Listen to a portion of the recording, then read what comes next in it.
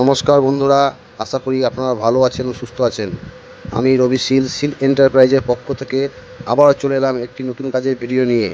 আজকে আমাদের কাজ চলছে maintenance work. Maintenance SPN DB, VTPN DB box, neutral bar, earthing bar সব কিছু টাইট করা হচ্ছে। টাইট না করলে পরে সেগুলো কী হয়, লুজ হয়, লুজ থেকে ইলেকট্রিক শর্ট সার্কিট হতে পারে। তাই আমি যেখানে মেনটেনেন্স আমার থাকে সেখানে আমি 6 মাস অন্তর মেনটেনেন্স করার চেষ্টা করি। তা কাজে কোনো ভুল থাকলে কমেন্ট বক্সের মধ্যে জানাবেন। দেখা হচ্ছে পরের ভিডিওতে।